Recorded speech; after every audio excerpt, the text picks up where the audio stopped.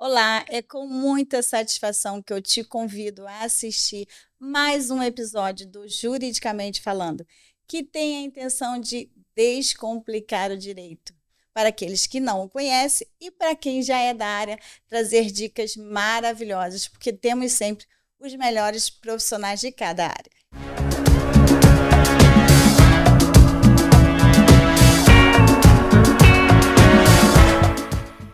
E hoje eu tenho a honra de receber aqui comigo a minha convidada, a doutora Débora Kinucci, que é especialista em direito previdenciário.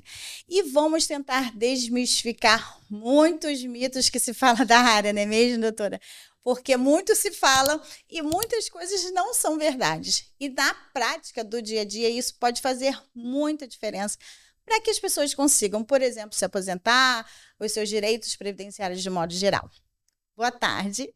Boa tarde, gostaria de agradecer o convite. É uma honra estar aqui presente para trazer um pouco desse conhecimento, para ter essa troca que é tão importante, assim, a gente conseguindo atingir a sociedade em si e também para os colegas tirarem aquelas dúvidas, porque sabemos que a área previdenciária, a gente sempre tem alguém que sabe, que alguém que fez, e é O importante. entendido do direito, né, doutora? E sem contar que eu sempre falo que a gente tem o primo do vizinho do meu amigo que conseguiu aposentar sem nunca ter trabalhado. Então, assim, E sempre mesmo tem muitos situações. advogados, né, não se preocupam com um futuro, né? A gente vive muito hoje o presente, mas a gente tem que pensar que todo mundo um dia vai precisar se aposentar no mínimo, né? Ter uma previdência de alguma forma, pensar no futuro que isso tem alguma renda, né? Exatamente. Na verdade, culturalmente o brasileiro ele não se organiza. A gente vai vivendo, vai tendo, vai fazendo. E aí, quando chega na melhor idade, temos grandes problemas, porque eu costumo dizer que quem não se organiza, agoniza. Muitos, e aí a gente traz para o colega de profissão, que mesmo sendo advogado, mesmo trabalhando com leis, mesmo sabendo de como que funciona, também não se preocupa com as contribuições. E aí acaba que talvez no momento aonde não vai ter mais vigor e saúde para trabalhar, vai ter problemas, porque não vai ter uma renda que vai conseguir manter o padrão de qualidade de vida que ele tinha na ativa. Então vamos começar na linha assim. Eu posso me aposentar sem nunca ter contribuído? Acho que acredito que esse é o maior mito que existe.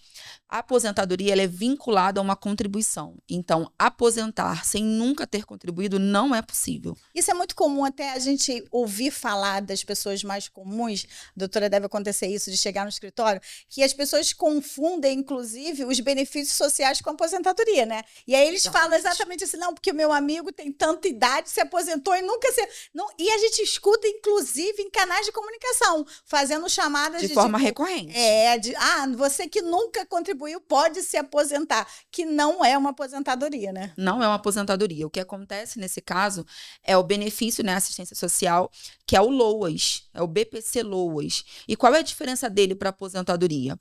Ele é vinculado ao salário mínimo, ele não tem direito a 13º e ele pode ser pago em duas hipóteses. Acima de 60, homens ou mulheres acima de 65 anos, ou deficiente de qualquer idade. Só que ele não é vinculado à contribuição, ele é vinculado à idade, por conta do idoso, né, 65 anos, ou uma deficiência, uma doença que traga uma limitação, e aí pode ser de qualquer idade, pode ser um bebê recém-nascido, pode ser um idoso, pode ser uma pessoa mais madura, não é vinculado à idade, mas ele não é vinculado à contribuição. E qual é a diferença que ele tem da aposentadoria? A aposentadoria é o benefício mais estável que nós temos perante a Previdência Social. O que não faz... corre o risco de depois se aposentar, ter retroagir, desaposentar, por exemplo. Só se for baseado em fraude. Mas, se você fez a contribuição, se você aposentou por idade ou por tempo de contribuição, não corre o risco do INSS cancelar. O que acontece, a gente tem uma outra aba, que é a aposentadoria por invalidez, que agora é chamado de benefício por incapacidade permanente, que ele pode ser revisado, mas também existe um período que ele pode. Então, se a pessoa se acidentou no trabalho, foi acometido de uma doença grave, ele se aposentou por invalidez, se ele for aposentado menos de 15 anos ou tiver menos de 60 anos, ele pode ser convidado a uma perícia de pente fino. Mas, em via de regra, a aposentadoria por contribuição ou por idade, ela não pode ser cancelada. Ela é o benefício mais estável, tem direito a 13º e ela só pode ser concedida para alguém que contribuiu efetivamente para o INSS. E o MEI conta para eu falar sobre contribuição previdenciária para aposentadoria? O MEI super conta. O problema é que o MEI falta esclarecimentos. O que acontece? O MEI, quando ele foi instituído como uma forma de tirar da informalidade aquelas pessoas que eram informais e, de alguma forma, trazer uma proteção social. O que aconteceu com as crises, né, financeiras que ocorreram no país, acabaram que muitas pessoas que perderam empregos extremamente estáveis começaram a abrir o MEI porque um hobby virou um negócio. Só que eles se preocuparam com a formalização do negócio e não se preocuparam com a parte previdenciária. Hoje o MEI atende parte previdenciária? Atende, mas é para todo mundo? Não. E aí me permite dar 2 exemplos. Imagine no cenário que um homem que trabalhou 30 anos, já tem 30 anos de tempo de contribuição, foi demitido, e aí ele abre o MEI porque ele abriu uma loja de conveniência, alguma loja assim, né? Um mercadinho, por exemplo. E aí, qual é a forma mais fácil de contribuir? Ele precisava de um CNPJ, descobriu que o MEI dá CNPJ e ainda faz recolhimento para o INSS. Perfeito. Começou a efetuar o pagamento. Em via de regra, o homem hoje tem que ter um pouco mais de 35 anos para aposentar. Quando ele faz 35 anos, quando ele for na Previdência, né, ele for perante o INSS fazer o pedido, ele vai ter a surpresa de ter seu pedido negado. Por quê? A contribuição do MEI, ela só conta para aposentadoria por idade. Ela não conta. Isso é muito importante. Muito importante. Ratificar essa informação. O MEI ela serve para idade, para contar. Tempo de contribuição, não. E explica até por quê. Porque tem aquela questão do valor contribuído, né? Exatamente. O que acontece? A alíquota do MEI é uma alíquota reduzida, são 5%. E a alíquota reduzida, ela só dá direito à aposentadoria por idade. Mas nem tudo está perdido, tá? Você que contribui, você é MEI, está finalzinho, mulher com quase 30 anos, homem com quase 35, o que você pode fazer para salvar a sua aposentadoria? Você procura um profissional especializado que vai fazer um cálculo para você complementar esses valores. Por quê? Para fazer jus à aposentadoria por tempo de contribuição, a contribuição tem que ser de 20% do salário mínimo, ou 20%, na verdade, do salário mínimo até o valor do teto do INSS. Então, se contribuiu 5%, vai ter que fazer a complementação de cada mês de 15% para que possa validar e você conseguir a sua aposentadoria por tempo de contribuição. E isso também eu acho importante a gente ressaltar que é válido em vários outros casos, até por um tempo maior, se a pessoa fez essa contribuição de forma irregular de algum tempo, porque exatamente a pessoa achou que sabia fazer, né? Porque não procura um profissional na hora certa, só quando dá o problema que eles vão lá. Então é possível, né, doutora, a gente fazer esse reparo retroativo, pegar esse período que a pessoa ficou sem contribuir da forma correta durante os anos anteriores e fazer essa atualização. Isso, vamos supor, a pessoa começou a ser MEI em 2015. Ela então tem 10 anos agora de MEI, o homem já tem 36 anos de tempo de contribuição, e conseguiria se encaixar numa regra de transição. Ótimo. Só que só vai validar esses últimos 10 anos se ele fizer a devida complementação. E aí o INSS vai conseguir aprovar. O que acontece é que a gente não tem esse viés de prevenção. Então, esse bate-papo deveria ter acontecido lá no momento da opção do MEI. Que ele foi fazer o MEI. Foi fazer o MEI. Por quê? Talvez, se ele tivesse procurado um profissional, ele até teria o MEI, mas ele já estaria também pagando a guia complementar mês a mês, porque é um recurso, um investimento que ele vai ter que fazer agora para conseguir a aposentadoria por tempo. Que, inclusive, assim, pode parecer num primeiro momento, se você fizer um cálculo hoje, 15% é pouco, mas infelizmente os juros, ele é salgado, né? Juros Se a gente multa. pegar de 5 anos para cá e fazer uma atualização... A gente está falando de 60 meses, né? Então, dá um valor interessante. E pode ser que compense, né? Se é o que a doutora falou, se é o caso de uma pessoa que está apenas 5 anos contribuindo, pode ser que isso vale a pena. Agora, se realmente...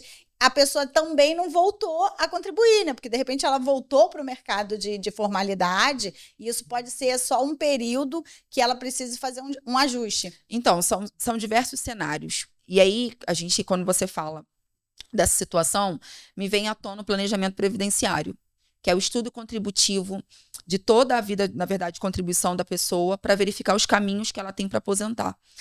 E muitas vezes chegam no meu escritório situações de MEI, pessoas que eram CLT, transitaram para a informalidade e aí acabou formalizando com o MEI, retornou depois para o CLT, e aí a gente tem um grande problema com o MEI, um segundo grande problema. Muitas pessoas têm o MEI para conseguir o CNPJ, para conseguir comprar insumos, né, para o seu negócio. mas não paga de forma regular e em dia suas contribuições. E aí, mais um problema que as pessoas não falam sobre isso. Toda a contribuição do MEI, tanto o MEI, vamos dizer o autônomo de uma forma geral, que paga também com aquele carnê laranjinha, só é validada se você paga em dia. Imagina. Às vezes a pessoa começou a abrir o MEI em janeiro de 2024.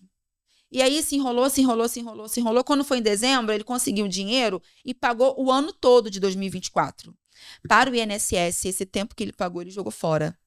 Porque só começa a valer os direitos previdenciários a partir da primeira paga em dia. E acontece muito. Eu estive num evento, onde estava fazendo troca com alguns colegas, e uma colega sinalizou o seguinte, que um cliente dela deu de presente para a esposa um MEI. Falou aqui, ó, aqui tá seu MEI. E aí, o que ele fazia? Todo mês de dezembro, quando saiu o 13º dele, ele pagava... O ano inteiro. O ano inteiro. Ele pagou 4 anos de forma indevida e foi um desperdício que não tem como a gente resolver. Porque só começa a contar a partir da primeira paga em dia. Então, o MEI veio para ser um socorro, né, da informalidade, mas pela ausência de informação tem criado muitos problemas previdenciários. Se você me permite falar mais um, é o salário maternidade. Era exatamente isso que eu ia perguntar, principalmente para aquelas mães que estão na informalidade, pensam exatamente, não, eu vou ter uma segurança, né? Porque isso é muito comum, essa pergunta. Quem tem MEI tem direito à licença maternidade? Tem direito a vários direitos. Ele tem direito à aposentadoria, auxílio-doença, tem direito à pensão por morte para os seus dependentes, auxílio-reclusão para os dependentes, salário maternidade, ele está protegido, tá? Com alíquota reduzida. Então, não posso afirmar para você que vai ser sempre o benefício de um salário mínimo, porque, pegando o exemplo do anterior, pode ser que a pessoa tenha trabalhado antes e aí, na média de cálculo, supere um salário mínimo, tá? Mas ele traz várias proteções. Mas qual é o problema do salário maternidade? Mais uma vez, a ausência de informação. O que acontece é que muitas mulheres que são MEI, no momento de fazer o pedido de salário maternidade, faz o pedido, liga para 135, mas durante a licença maternidade, continua efetuando o pagamento mensal do MEI. Uma vez que você pediu o salário maternidade e você efetua o pagamento mensal do MEI, o INSS interpreta que você continue em atividade. Se você continua em atividade... Um caso em relação a uma outra questão, que era um auxílio-reclusão, porque era MEI, e aí a esposa, não sabendo, continuou contribuindo. Aí o que aconteceu? Suspendeu o reclusão. E isso é situações que às vezes a gente não depende do nosso entendimento. É o que já está como consolidado. Ou você está contribuindo, ou você está precisando do auxílio, né? Exatamente. Só que as pessoas têm muito medo. Eu vou pagar, porque senão eu não vou ter direito ao benefício. Só que o INSS interpreta que quem está contribuindo está na atividade laborativa. Porque o MEI é uma atividade laborativa. Ali a gente tem manicure, cabeleireiro, tem várias outras profissões, né? Então, você que vai fazer um requerimento de salário maternidade, você é MEI, assim que o seu filho nasceu, a partir do mês seguinte, não cesse suas contribuições, porque vai correr grande risco de você ter o seu benefício negado, mesmo tendo direito, porque o INSS interpretou que você estava trabalhando. Doutora, isso... Eu acho que isso é um alerta que a gente pode fazer de modo geral. Se você está em auxílio, quer dizer que você está precisando do benefício. Então, se você está precisando do benefício, não efetue você o pagamento. Não tem que efetuar o pagamento da contribuição, né? Exatamente. Só que eu queria fazer um adendo no salário maternidade, porque nem tudo está perdido, tá? Já tenho diversas situações dessa no meu escritório, onde a gente consegue comprovar para o INSS que, infelizmente, foi leigo, a pessoa não teve faturamento naquele momento, a gente consegue comprovar que não entrou renda através da empresa naquele momento, a gente consegue, sim, um salário maternidade. Então, doutora, quer dizer que eu nunca vou conseguir ter o benefício porque eu errei na hora do pagamento? Não, procure um profissional especializado, que a gente tem estratégias de demonstrar para o INSS que não aconteceu aquele faturamento, e aí a gente consegue, sim, mesmo que não seja administrativamente, mas judicialmente conseguir reverter e conseguir fazer a concessão do salário maternidade. E para a gente também finalizar essa questão, porque previdenciária tem muito assunto, né? Muito. Olha, tem aposentadoria, tem benefício, tem MEI, tem LOAS, tem de tudo. Tem. Mas eu acho que também a gente podia esclarecer uma questão. Isso é muito comum. a pessoa contribuiu durante muito tempo um determinado salário e aí, ao final já da contribuição, ela precisou, saiu do mercado de trabalho e ela continuou como autônomo. Explica um pouco melhor como que é essa questão do valor que ela vai receber. Como é essa remuneração? Que cálculo é esse? Eu trabalhei a vida inteira em ótimo emprego, ganhava 20 mil reais, e aí depois eu passei a contribuir com o salário mínimo. Eu vou terminar os meus dias ganhando um salário mínimo? Como funciona isso? Então vamos lá ser um pouquinho de portadora de más notícias. Por que eu digo isso? Porque em 2019, com a reforma da Previdência, a fórmula de cálculo mudou. Como era antes?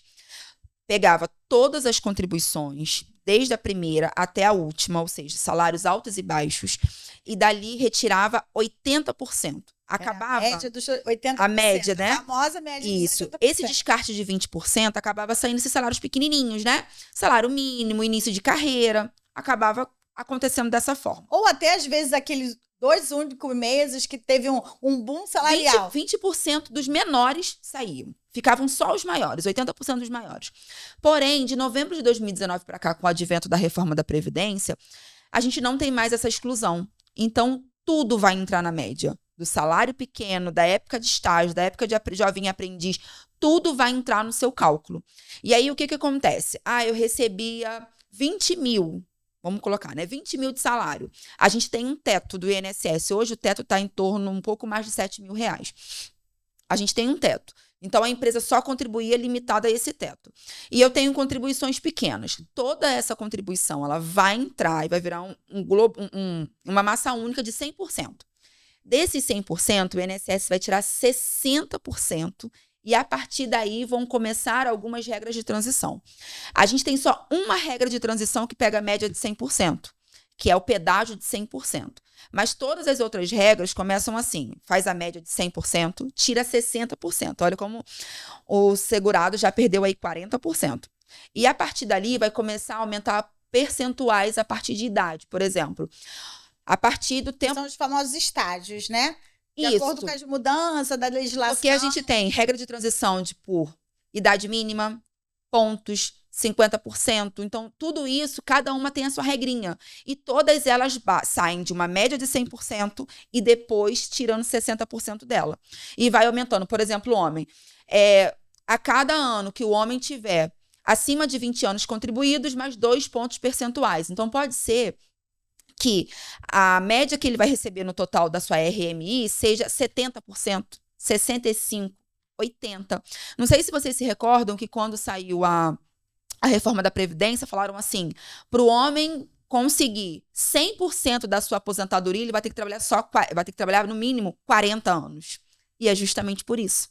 Porque vai aumentando 2 pontos percentuais a cada ano depois de 20 anos contribuído. Então, hoje, a gente precisa desmistificar aqui, que acontecia também antes, da pessoa falar assim, faltando 3 anos para você aposentar, joga a contribuição lá em cima, vai vir o mesmo. Teve uma época que foi assim, mas hoje não é mais.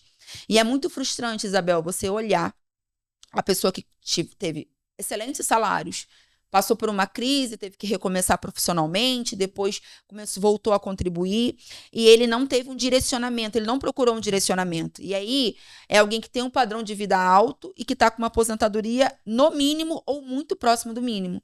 Então, a melhor dica que eu posso dar para você que está num cenário desse é faça um planejamento previdenciário. Mas o que é isso? No planejamento previdenciário, você vai ter 3 respostas.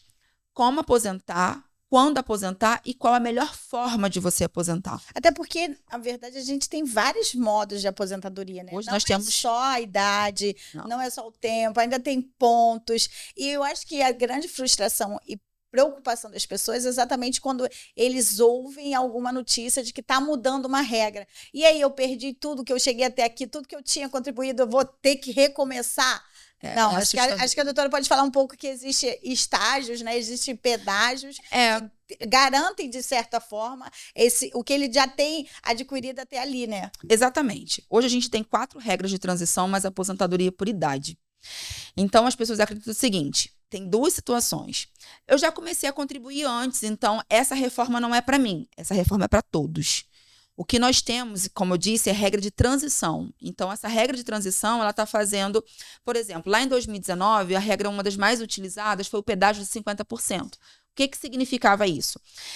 Quem estivesse há 2 anos, mulheres de completar 30 anos e homem de 35, então 28 e 33 anos de contribuição, ele teria que contribuir mais 50% do prazo que faltava para conseguir aposentar. Então, quem faltava 2 anos para aposentar, teria que contribuir 3 anos para aposentar, que era mais 50%. A pessoa fez esse pedágio, contribuiu com esse pedágio, mas continuou trabalhando. E aí depois veio outras regras que já mudaram essa diretriz. Isso afetou também, ele passa novamente por essa mudança, ou a partir daquele momento? Bom, lá em 2019, mas vamos supor, faltava 2 anos, ele fez 4, e aí em 2024 ele tem a possibilidade. Aí em 2024 lança uma nova mudança. Acontece, ele tem que passar por esse novo pedágio, ou aquele momento que ele adquiriu, ele já está seguro para ele se aposentar? Aí existe o que a gente chama de direito adquirido. Vou dar o exemplo da reforma, porque fica mais claro. Tem pessoas que na época da reforma já tinha tempo para aposentar, mas não tinha pedido. Estava trabalhando, estava ok. E aí essa pessoa vem agora e quer efetuar o pedido. Ele vai ter a opção da regra lá de trás e dessa.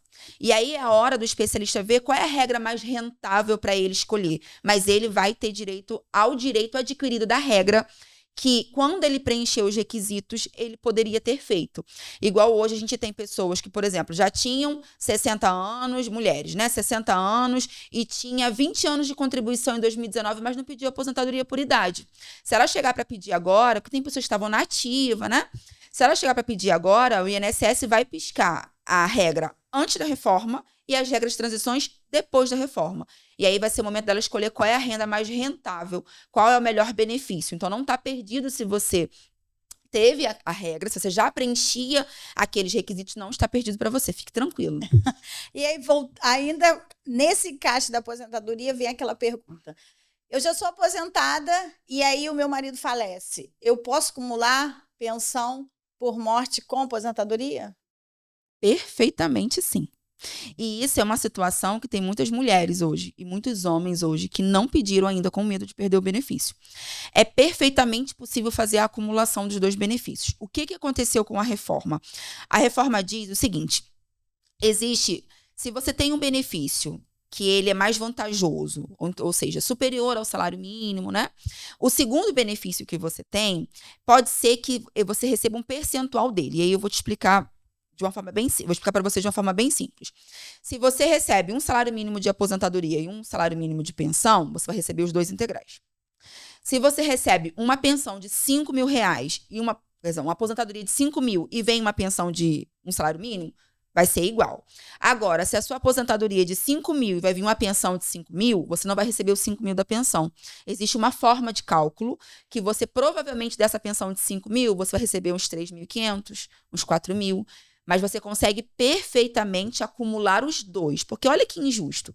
Imagine a mulher que é pensionista, perdeu o esposo, mas ela trabalha, tem vigor, trabalhou, contribuiu a vida toda. E no momento de pedir aposentadoria, falar assim, não, você já recebe a pensão, você não teria direito. Seria muito injusto. Então, hoje é perfeitamente possível a pensionista trabalhar e depois aposentar, e a aposentada também fazer o requerimento da aposentadoria. Essa questão de acumulação, acho que a gente sofreu várias mudanças em relação ao que pode acumular.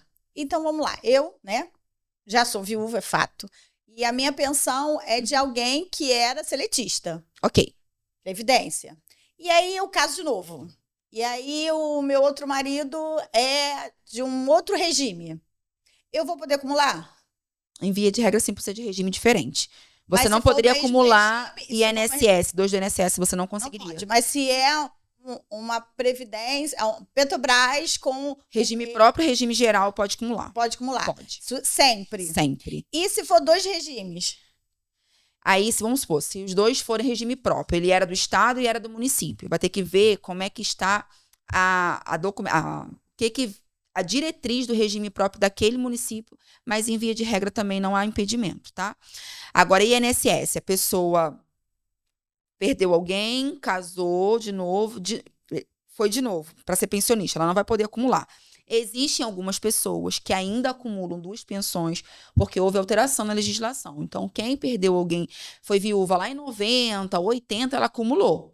Agora, se você é viúva e infelizmente se tornou viúva de novo, você vai ter que escolher o mais vantajoso. E às vezes tem gente que é de salário mínimo e o novo parceiro, né, o novo cônjuge, quando faleceu, deixou de 3, 4 salários. Ela faz a substituição. E aí, vamos abrir a brecha agora da pensão. A pessoa recebe uma pensão por morte. E se essa pessoa casar, perde a pensão? Gente, pode encontrar o amor de novo. Fica à vontade, o INSS não vai ser carrasca a ponto de tirar o amor da sua vida. Pode casar, sem problema nenhum. Então não perde. Não perde a pensão. Essa é a melhor notícia aí, ó. Agora eu vim dar uma boa notícia. Pode casar de novo. E agora, em relação ao LOAS, pode... Duas pessoas, por exemplo, né? A gente sabe, tivemos aqui já até alguns convidados falando sobre alguns síndromes hoje que a gente está lidando, principalmente o autismo. E aí a mãe tem 2 filhos com portadores de limitações, deficiências, que dariam direito ao benefício. Ela pode requerer desses 2 filhos ou isso só cabe para um, dentro da mesma família? Pode requerer de quantas pessoas estiverem dentro do grupo familiar, desde que preencha devidamente os requisitos. A renda, desde que tenha um laudo médico, a documentação comprovando a deficiência. Não há impedimento nenhum de pessoas dentro da mesma casa, do mesmo domicílio, terem também o BPC LOAS. Não vai haver impedimento. Então, se tiver alguém do outro lado, que é um caso assim, tem 2 filhos, ou a avó já recebe, o neto nasceu agora, ou o filho adoeceu, fique tranquilo. Porque, na verdade, o que vai fazer diferença é a renda, né? É a renda. E o BPC LOAS, ele não conta como renda. Por isso que é possível fazer uma nova solicitação. O BPC LOAS, ele não conta como renda de trabalho, ele não conta como uma renda realmente gerada para a família. É um benefício assistencial. Ele está sendo assistido pelo BPC LOAS, né, pela assistente social do nosso país, por uma deficiência que ele tem. Então, de fato, ele não é uma renda recebida por causa de algum trabalho, de alguma atividade que ele exerce. Então, dentro do CAD único, vai vir sinalizado o valor, mas ele não computa porque ele é de um benefício assistencial. Só mais uma pergunta e vamos voltar à aposentadoria que eu esqueci de... Tá, então vamos lá. Desse detalhe. Aposentei, mas infelizmente com todas as regras minha aposentadoria ficou muito baixa e eu voltei ao mercado de trabalho. Cenário comum. E continuo trabalhando. Os anos passaram e de fato chegou aquele momento que eu não aguento mais, né, trabalhar e eu vou pedir o benefício. A minha aposentadoria, ela pode ser revisada nesse sentido? A que momento? Esse tempo todo que eu fui contribuindo, isso melhora a minha renda ou não? Infelizmente, não. Essa discussão já chegou no Supremo Tribunal Federal e ficou determinado que é inconstitucional, que a gente chamava de desaposentação, que é justamente esse cenário. Um aposentado continuou a contribuir depois da aposentadoria e tinha um procedimento de desaposentar para fazer inclusão das novas contribuições. Mas ainda que não possa ser revertido a seu favor, ela tem o desconto da Previdência? E aí, o que acontece? Uma utopia, né, do nosso cenário. Entende-se que o aposentado ele continua trabalhando por opção. Uma utopia, né? Porque a gente sabe que a realidade não é essa. Então, se você optou em continuar trabalhando, você tem que seguir o que diz a legislação trabalhista e previdenciária. Vai recolher INSS, vai recolher FGTS, não tem isenção do pagamento do INSS, não é revestido.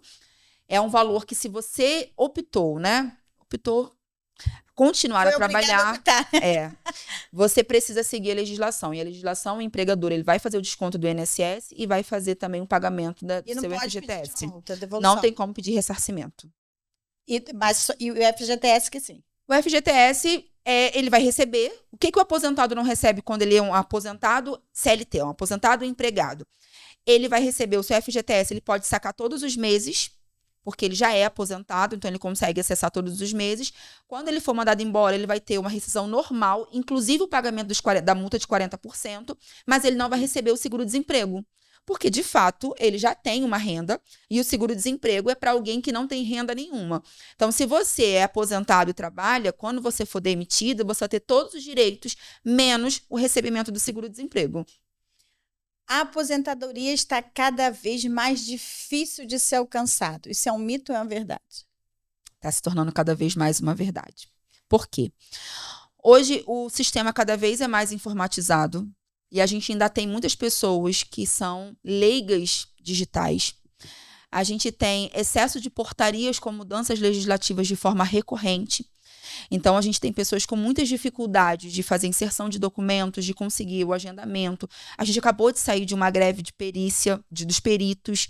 Estamos entrando agora numa nova onda de pente fino na aposentadoria por invalidez. Então, com as mudanças de regras constantes, com a informatização, né? Eu sei que a gente está vivendo numa era digital, porém, muitas pessoas ainda que vão acessar o pedido de aposentadoria são pessoas que são leigas digitalmente. Então, acaba que isso está gerando cada vez mais dificuldades. Porque, como eu disse aqui antes, nós temos 4 regras de transição e mais aposentadoria por idade. Como alguém leigo vai saber qual é a melhor para ela? E aí, acaba, o que acontece? Tem um aplicativo na mão, abre e olha lá que está um verdinho. Então, verdinho significa que o INSS vai liberar. E ele vai lá e clica. Ele aceita um benefício sem saber se é o melhor benefício para ele. Ele aceita um benefício sem saber se o INSS está contando todas as contribuições que ele tem. Ele aceita um benefício, muitas vezes, que vai ser extremamente desvantajoso financeiramente. Porque, por exemplo, quem trabalha com atividade especial acredita que o fato dele ter um PPP, o INSS automaticamente já contou lá no CNIS dele que aquilo ali é uma atividade especial. Ou seja, o tempo dele deveria ser melhor. A pessoa que teve uma demanda trabalhista, que ganhou uma causa na justiça, acredita que uma vez que o juiz popularmente bateu o martelo lá da sentença, fez com que ele automaticamente aqui no INSS, aquele tempo sem vínculo que ele pediu, apareceu, mas não aparece, porque tem que fazer a verbação, tem que fazer a comprovação do PPP e dos agentes nocivos. Então, às vezes, aquele verdinho que está lá é tentador. Clicou. E que, na verdade, esse verdinho tentador acaba descumprindo uma outra regra, porque eles têm a obrigação de dar o melhor benefício, né? Tem obrigação de dar o melhor benefício, só que imagina, vamos pensar no caso da reclamação trabalhista. Trabalhou 8 anos numa padaria sem vínculo, ingressou com uma ação e lá conseguiu o reconhecimento de vínculo e fez um acordo. O INSS, ele não tem obrigação de colocar aquela informação direto lá. Acaba que muitas vezes... Eu acho que aí, eu acho importante essa questão do trabalhista que você falou, até porque, às vezes, apesar da sentença, a própria empresa não faz o recolhimento, né? E aí isso é onde que o empregado não entende, que apesar, inclusive, de não ter o recolhimento, ele não vai ser prejudicado, mas ele tem que informar, porque se ele não informar... E aí é a hora de nós, advogados previdenciaristas e o trabalhista, caminharmos juntos. Por quê? É muito comum no trabalhista ter muitos acordos. E um acordo numa situação dessa prejudica a parte previdenciária. Por quê? Coloca tudo em verba indenizatória. Eu costumo falar muito isso, que para questão de aposentadoria, esqueçam os acordos. Porque quando coloca o acordo de verba indenizatória... Como que vai fazer o recolhimento do INSS? E até porque na hora ali no afã, né, de resolver, o dinheiro vai chegar rápido. Só que tem certas situações que são muito prejudiciais. Vamos voltar a esse cenário de 8 anos da padaria. Vamos supor que foi um acordo de verba indenizatória. Aí a mulher com 62 anos, ela está contando que 8 anos dela foram considerados. Quando ela chega no INSS, pode negar, porque ela só tem 7. Ela, não, mas eu tive uma reclamação trabalhista. Tem que fazer a verbação. E se a agente previdenciarista pegar a sentença trabalhista e ver que foi um acordo, sem documentação, sem prova documental, porque tem que ter pelo menos um indício de prova material, não há o que ser feito naquele momento. Então, o INSS, ele erra muito. E aí, o segundo erro dele é a carteira digital. Tem muitas pessoas, por favor, um alerta, não descartem as suas carteiras físicas. O sistema é falho. Então, pode ser que você esteja descartando a sua carteira física, acreditando que tudo está na digital, e a digital, ela é igualzinho o CNIS. Tem pessoas que falam, não, a minha carteira digital tem tudinho. O que tiver de erro no CNIS vai ter na carteira digital. Então, não descarte a sua carteira física, porque pode ser que no momento da sua aposentadoria vai ser ela que vai salvar. Porque a legislação fala que a carteira de trabalho, se ela não tiver rasura, ela é prova plena. Então, ela é fidedigna. Se não tiver rasura, não tem sinal de mácula nem nada, o INSS é obrigado a aceitar que consta na carteira de trabalho. E aí, muitas vezes, o que vai salvar um benefício vai ser a carteira física, vai ser uma questão de outra documentação. Só que o problema do verdinho que aparece lá no meu INSS é que simulação do INSS é falha, porque o CNIS é uma base falha. Então, a orientação que eu dou para você que está em vias de aposentar é faça o cálculo. Procure para fazer uma análise para entender se é o melhor cenário. Porque em 90% dos cálculos falta contribuição no CNIS. Por exemplo, os homens. Tem muitos homens que acreditam que o tempo de serviço militar dele, automaticamente o INSS já sabe. Não sabe. Vai ter que fazer uma certidão. É conveniente não saber, né? A verdade. Justo. Porque quanto mais tempo, mais contribuição. Né? Porque com quanto cruzamento de informação era para saber, mas quando convém, não sabe, né? Exatamente. Então, assim, imagina um homem que prestou serviço militar há 4 anos. E aí ele chega para tá com 65 anos, tem 11, somando com os 4, 15. Vai dar negado. E aí, doutor, mas por que negou? Eu juntei o meu certificado de reservista. Certificado de reservista não é o suficiente. Você precisa comparecer lá no quartel onde você prestou o serviço militar, e eles vão expedir uma certidão aonde vai constar o tempo, o dia, estude certinho que você. E aí sim, esse documento é válido. Então, o CNIS, ele é um documento extremamente importante, mas muito falho. E aí, nessa hora de fazer o pedido, eu não estou dizendo isso para assustar ninguém, você pode fazer o seu pedido sozinho, mas é necessário ter devidas cautelas, porque você pode estar com benefício de um salário mínimo, mas na verdade deveria estar com de 2, está com 1.800. E aí, um ponto importante que a gente pode falar é que é possível fazer revisão do benefício. Você pode fazer revisão do seu benefício até 10 anos a partir do primeiro recebimento.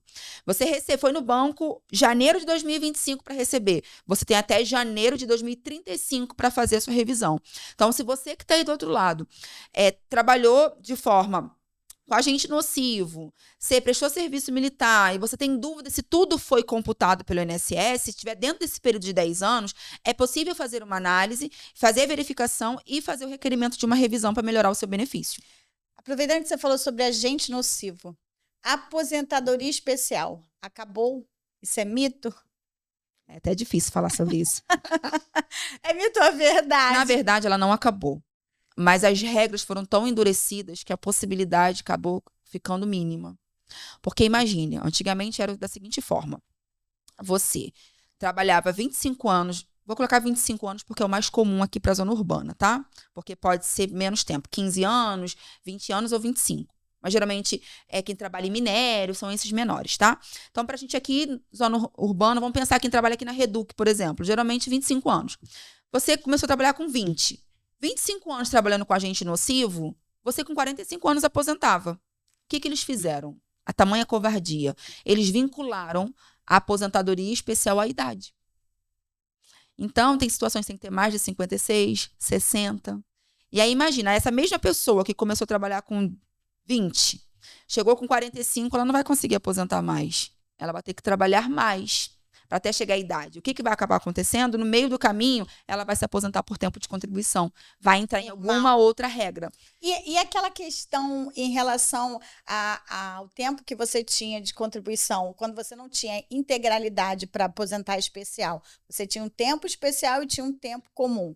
E aí, antes a gente conseguia reverter. O que aconteceu com isso, doutora? Não se pode mais converter depois de 2019. Então, assim, na verdade, o que eles fizeram o desejo era de acabar com a especial. Eles não acabaram, mas eles endureceram a regra a tal ponto que hoje, conseguir uma especial no cenário de hoje ficou extremamente complicado. E aí, situações de empresas. Por exemplo, a gente tem um vigilante hoje... Você acha que essa questão da RGC foi por uma questão também salarial? Porque a especial acabava tendo uma remuneração melhor? Nem sempre, tá? O que foi pautado muito é a questão da expectativa de vida. O IBGE tem uma expectativa de vida... E que a gente, no fundo, assim, ainda que seja ruim para nós que estamos vivendo, a gente precisa reconhecer que realmente a expectativa de vida mudou.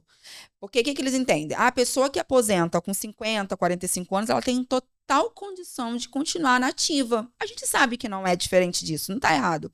Só que imagina a pessoa que está 25 anos trabalhando com benzeno. trabalhando num posto de gasolina, cheirando gasolina o dia todo dia. Como está a saúde dessa pessoa? Quando a gente fala de aposentadoria especial, a gente fala de defesa da saúde do trabalhador. E aí fazer com que essa pessoa que está 25 anos exposto a um gás, a algo químico, a uma graxa, a produtos biológicos, né? Fazer com que ele permaneça na ativa por tal período, por uma idade, é de uma covardia que aí a gente já começa a lidar com situações do ser humano.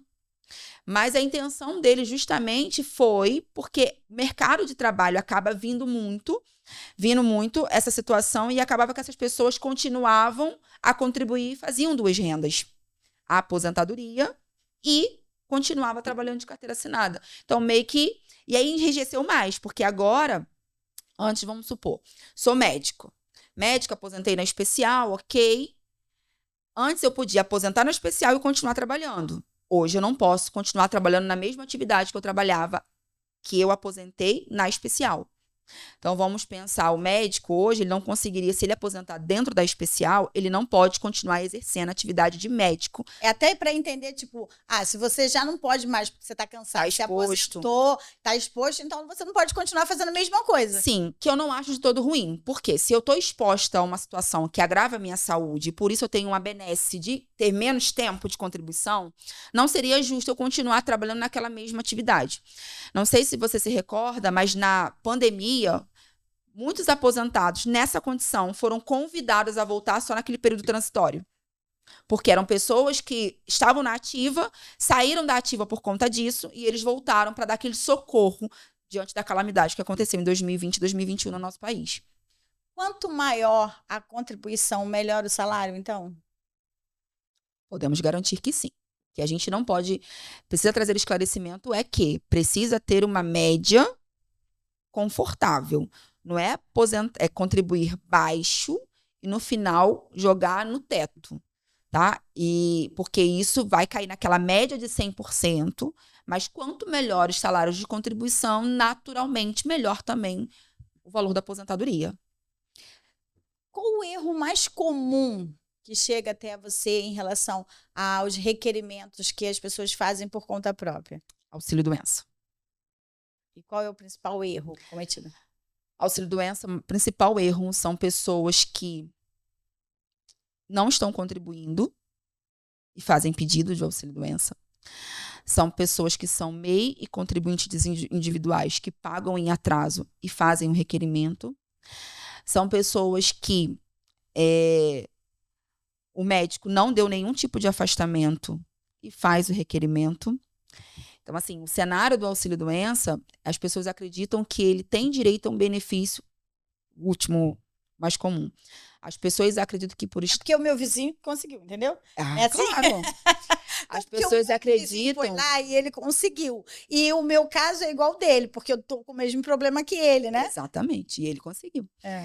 E as pessoas também acreditam que o fato de estar doente vai conseguir um benefício. E isso é um grande mito. Por quê?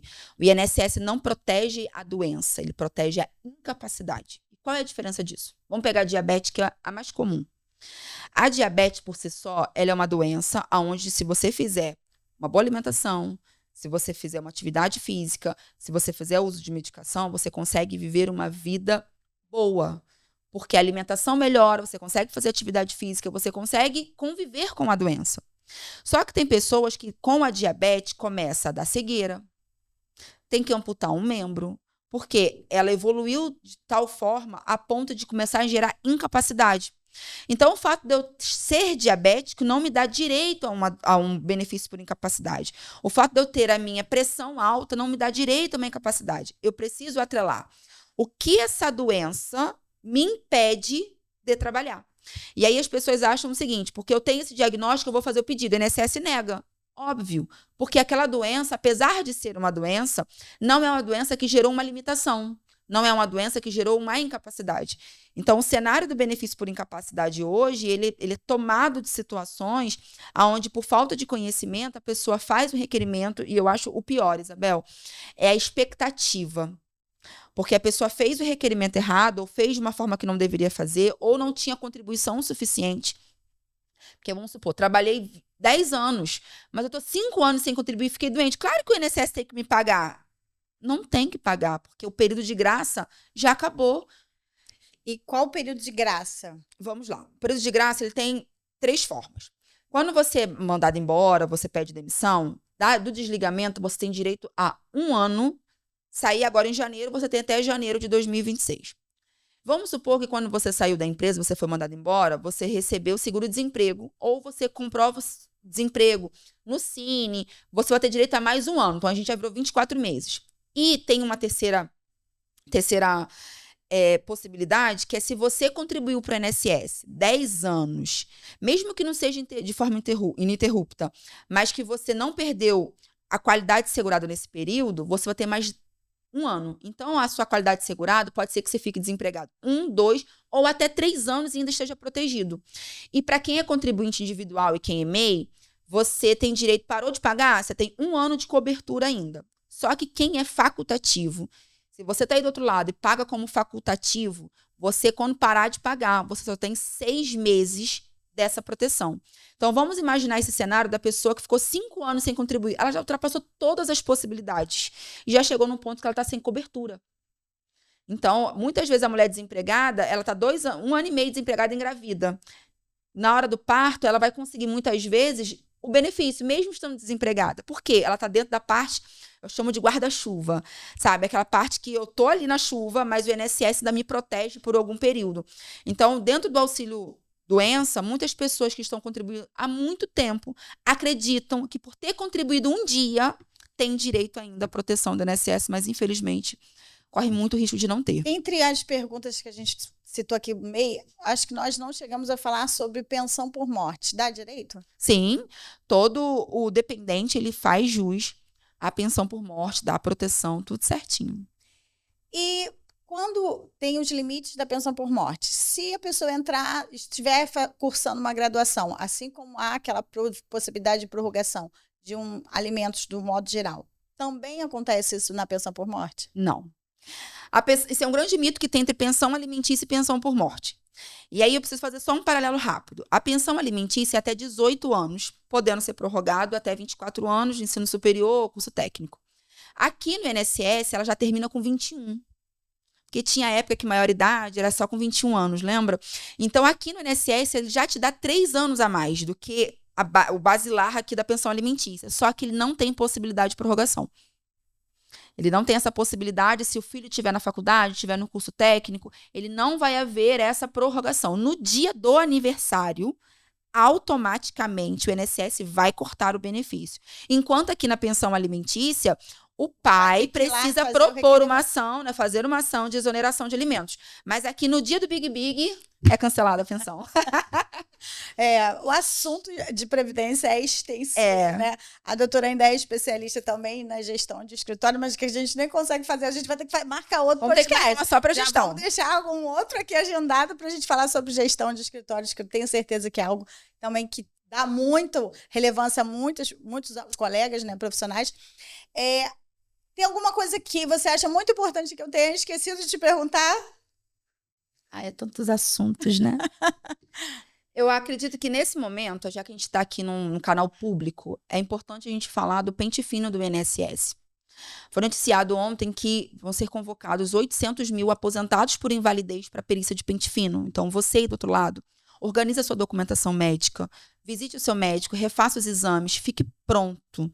Porque pode ser que você seja convocado, e se você é convocado, você precisa comparecer, mas... Não adianta fugir, né? Dizer, não vou lá que eles vão esquecer de mim. Vão cessar o benefício.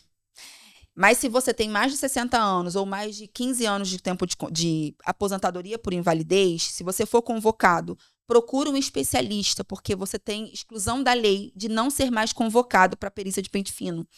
Então, não compareça, eu vou comparecer, eles vão saber que eu estou dentro da exclusão e vão manter meu benefício. Não, nessa situação, procura um especialista, porque a gente pode intervir e isso você nem vai comparecer na perícia e vai continuar o seu benefício. Mas eu faço esse alerta, porque estamos em momento de pente fino, a intenção é reduzir milhões da Previdência.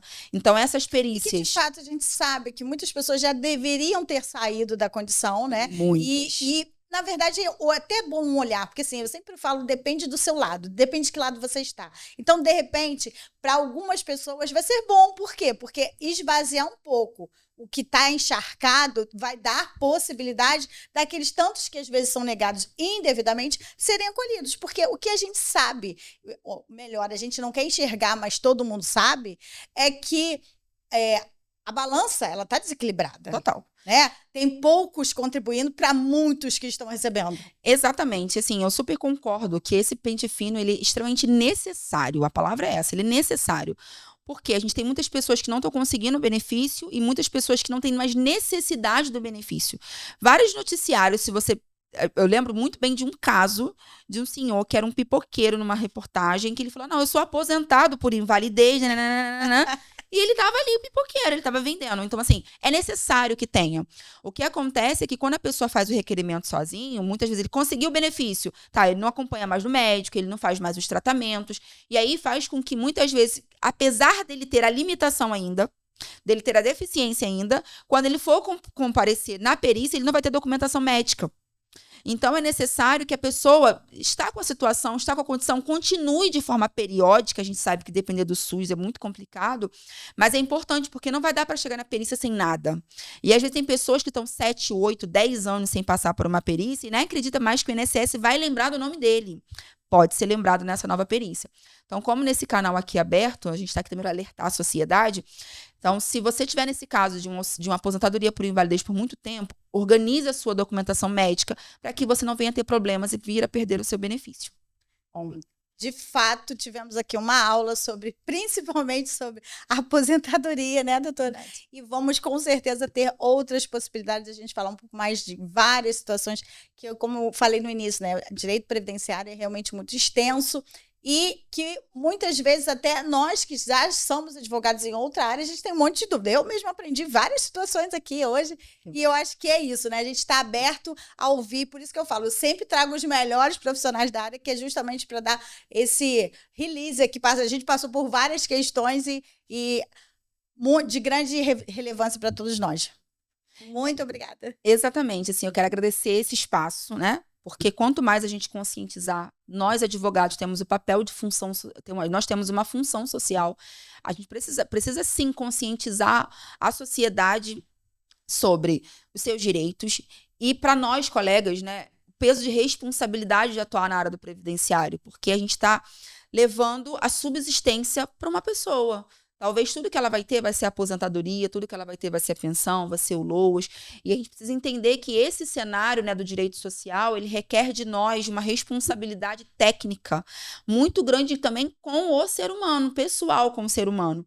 Então, ter um canal desse, né, ter um alcance desse para falar desses direitos que eu sou apaixonada, que é o direito previdenciário, me deixou muito lisonjeada. Agradeço imensamente o convite e fico à disposição qualquer dia para a gente voltar e bater mais um papo. Para você que acabou de assistir mais essa entrevista, convido você a assistir também outros episódios que nós temos de vários assuntos maravilhosos. É só você se inscrever no canal, não deixe de se inscrever, para que você ativar, inclusive, o sininho lá, para que você fique atento a todos os novos episódios. Ficou alguma dúvida sobre esse assunto? Você também pode colocar sua pergunta lá no nosso link, que a gente vai responder todos. E nos sigam nas redes sociais, né? Tanto o Juridicamente Falando, doutora Isabel, como a doutora Débora.